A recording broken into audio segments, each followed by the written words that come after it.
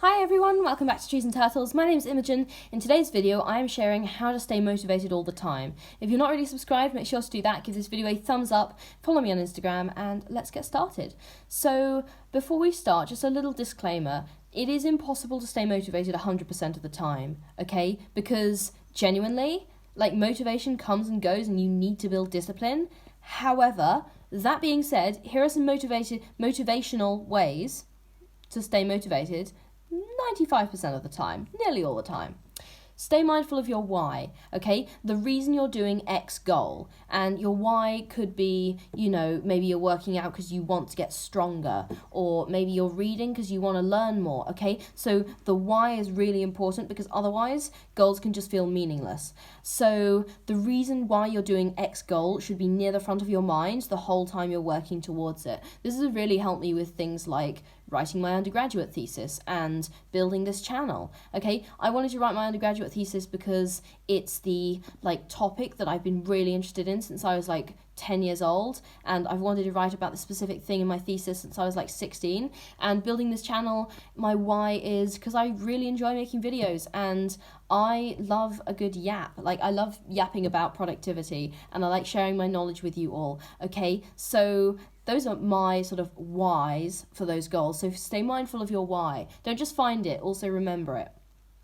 Number 2, break tasks down so far that the subtasks seem ridiculously small and easy to do. If you're having difficulty getting started on a task, you need to break it down further and almost get to the point where it's ridiculous not to start. Does that make sense? Sometimes when I'm writing, I'll have a to-do list that starts, open up a Google Doc, name the Google Doc, okay? So that kind of breaking down can actually be really, really helpful to you because at that point, it's kind of ridiculous not to start, right? It's kind of ridiculous.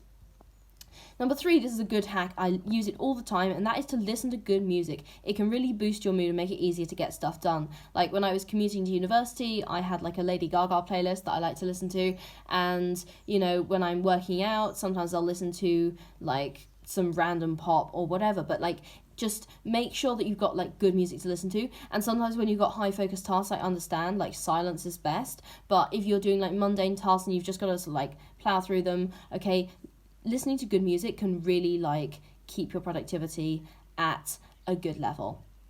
Number 4, be organised. Knowing when you'll start and stop working on something and that you have a restricted time window to work on it boosts motivation. Because if you can just work on something whenever, then you're not going to feel motivated because it's not limited. But if you know that you want to get something done and you've given yourself a limited time window to work on it, then you are going to be so much more motivated because you can see that deadline approaching and you know that you're not going to be able to do anything on this task, outside of the time window. So you're going to be oh, I got to get this done right now.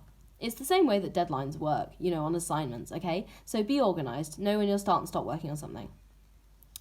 Right, my next tip is to find a role model, okay? Find someone who's achieved what you want to achieve and check in with them regularly. This could be following them on social media. I follow, I'm subscribed to a bunch of YouTubers who've really inspired me. This could be talking to them IRL if this is an in-person role model that you personally know, or reading books they've written. Authors can be really, really inspiring. Matt Haig is one of my favourite authors. He writes a lot about mental health. You've probably heard of The Midnight Library, which he wrote, and I love it whenever he releases a new book because I get to read the new book and it's always good for my mental health. So a role model can literally be anyone. Find ways to appreciate their work. Keep a list of past achievements to motivate you. I have a list in my notes app in my phone of achievements that I'm really proud of, and every so often when I'm feeling demotivated or I just don't feel like I want to work on my goals, I'll open up my phone, I'll go to my notes app and I'll read through all of the achievements on that list and I'll start thinking, you know what? That was pretty good actually. And if I keep working, I can achieve more stuff and then I'll have more stuff to put on my list. And reading through that list actually really helps me feel proud of myself and feel motivated to actually continue working on other goals. So keep a list of all your past achievements. It can be a sort of a private document. Mine's a private document. You don't have to let other people see the list, but as long as it motivates you, it's done its job.